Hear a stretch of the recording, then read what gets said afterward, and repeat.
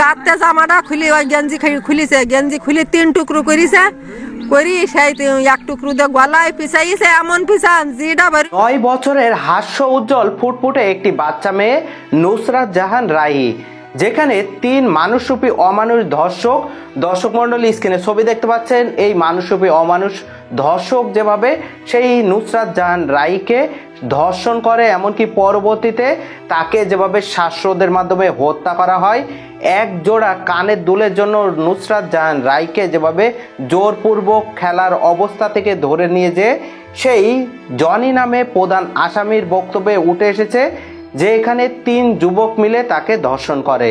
Video ক্লিপটি দেখতে থাকুন। অবশ্যই আপনার সন্তানের দিকে নজর রাখা কতটা প্রয়োজন সেই পরিবারের মানুষের কথা শুনলে আপনার নিজেরাই চমকে যাবেন। চলুন সরাসরি মূল ভিডিওতে চলে যাই। আসসালামু আলাইকুম, স্টোর নতুন একটি ভিডিওতে স্বাগতম। আমি আশরাফুর রহমান। আপনি যদি আমার চ্যানেলে নতুন হয়ে তখন অবশ্যই চ্যানেলটি সাবস্ক্রাইব করে পাশে থাকা অল নোটিফিকেশন বেল আইকনটি অন করে দেবেন। ইতিপূর্বে চ্যানেলটি সাবস্ক্রাইব করে থাকলে আপনাদেরকে অসংখ্য ধন্যবাদ।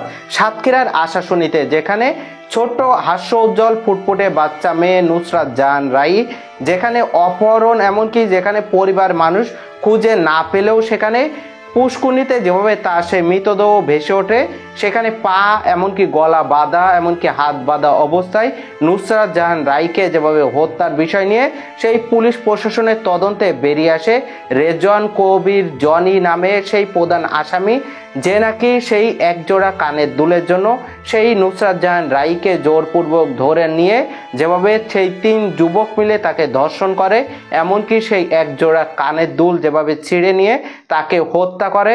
অবশ্যই সেখানে পরিবারের মানুষ সেই বিষয় নিয়ে তথ্য জানিয়েছে যেভাবে। একদম চলুন সেই ভিডিও ক্লিপ দেখে আসি, তারপর সে সম্পর্কে তথ্য নেব।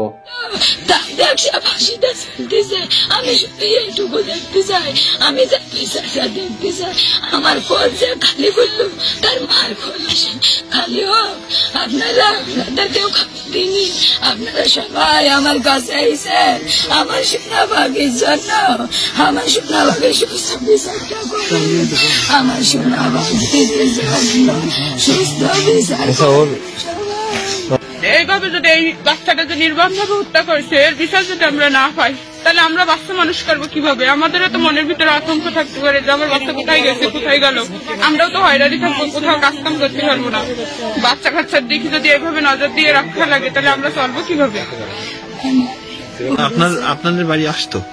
হ্যাঁ আসে, আমরা ওদের বাড়ি যাই, আমাদের তো কোনো দুঃসম্পর্ক জনি, তো কোনো শত্রুতা না। তারপরে স্কুলে নিয়ে যেত নাকি? না নিয়ে যেত না, ভাই যায় দেখা হয় ও মরে টরে যায়, স্কুল তো মরে কাকুর সাথে জনি কাকু আবার খাবার কিনে দিয়েছে। আমি কই কেউ খাবার কিনে দিবি না ওকে, মীরা আরো দেয় সব কাকু হয়। আমার মেয়ের কানে 2টো কানের ছিল, ওর ধান্দা ছিল ওই কানের 2টোই না, সে কানের 2টো খুলি নেছে। যখন গেছি আমার মেয়ের কানের তো আমি কই ও বাকি রে তোমার কানের নেছে, আমার এই কানে ওসি বড় কানের সোনার দুল আছে, আমার কাছে চাইনি কেন রে? ওই বলি গরু আছে, ওর এত টাকার প্রয়োজন, গরু বিক্রি করে দিতাম, না আমি রাই রাব্বুর বলতাম তুমি জমি বিক্রি করে দাও, তাও আমার সোনা যেন আমার কাছে থাকে। আর আমার সোনার সামান্য কানের জন্য 3 আনা সোনার কানের কত বা দাম হবে? 15,000, 10,000 হোক, 20,000 হোক, তার বেশি তো না। তার জন্য আমাদের আম্মু বইটা ডাকিল, কোন আপনার আমাদের বলে ও আম্মু তুমি কোনে আমার গোলাই বাঁধতেছে, এইভাবে বলিল। আল্লাহ তখন আমার উঠাই যায়নি কেন ওই জায়গায়? আমার কি চাই? আমার সোনার তো আমি আর পাবো না। আমার বাড়ি বাঁকাশিরি কান্তপুর। আমি পরশুদিন আইছিলাম, বললি যে দাদা আপনার বাড়ি যাবো, আমরা একটু মাছ খেতে পারিনি, তা আপনার ঘরে মাছ আমরা একটু খাবো। তো এই আশ্বস্ত পাচ্ছি যে আমার ঘরে মাছ কিনে খাবে, আমার ঘরে মাছ আর আমার মেয়ের সুস্থ বিচার চাই, আমি ফাঁসি চাই। আমাদের বাচ্চাটা মরার পর তেমন ভয় হচ্ছে যে আমাদের বাচ্চারা আমরা একা ছাই দিতে পারতেছি না। মানে এরকম একটা অপরিচিত ঘটনা আমাদের গ্রামে আজ পর্যন্ত কোনোদিন ঘটেনি। এজন্য আমরা গ্রামবাসী সবাই চাই এই প্রকৃতি অপরাধীর দৃষ্টি পাওয়া যায়নি, তবে বলাৎকারের একটা সিমটম তাকে দেখা গেছে। তবে এই বিষয়ে সবাই এলাকাবাসী ধারণা করছে যে তাকে ধর্ষণের পরে হয়তো গলা শ্বাসরোধ করে হত্যা করে পুকুরে ফেলে দিয়েছে। পরে যাইলাম আমি ওদের খুঁজতে গেলাম রায়রি, খুঁজতে যাই ও আধা পথেরতে আমি শুনলাম যে আমার সোনার পাইছে। এবার আমি ওই তো ছুট্টি আইসি দেখি যে লাশ তুলিছে, কিটা তুলিছে ওই দুইজন নাই তুলিছে, তুলে ওই থুইছে, আইসি দেখি আমার মাথা টাথা ঘুরি গেছে, আমি আর কিছু বলতে পারিনি। তারপরে এবার ওই ছেলেটার তো খুঁজতে গেলাম আগে, ছেলেটারে খুঁজতে গেলাম আগে, যখন এই পাওয়া দিল না তখনই গেলাম খুঁজতে, ওরে খুঁজতে যাই ও দেখি ওই সেই সন্ধ্যালাগি বাড়ি ও খেলে, ওর একটা খেলার সাথী আছে, ওই খেলা তার নাম মিতা, সে হইতেছে হিন্দু, তার সাথে খেলিছে, সকালবেলায় খানিক সময় খেলা করিছে, করার পরে এবার সে ওই ভাত খাতে গেছে, সকালে ভাত ওরা বেলা অনেকটা হলি খায়, এবার ও ভাত খাতে গেছে আর আমার সোনা ওই চেয়ারের ঘরে বসে রয়েছে। এবার আমার সোনার ওইতে ডাকিছে, ওই জনি ডাকিছে, এবার শুনিছে কিটা ওই মিতার মা। এবার আমার বৌমা আগে গেছে, খোঁজ দিতে পাইনি, পরে আমি গেছি, গেলি বলতে কি বৌমা আইসে একবার, আবার তুমি আইসা আনো কি রায়ের পাওনি? আমি বললাম না। তো কইতিস কি তুমি একটু জনির কাছে শুনি দেখো দিন, জনি ওর ডেকে নিয়ে গেল, জনির কাছে একটু শোনো দিন।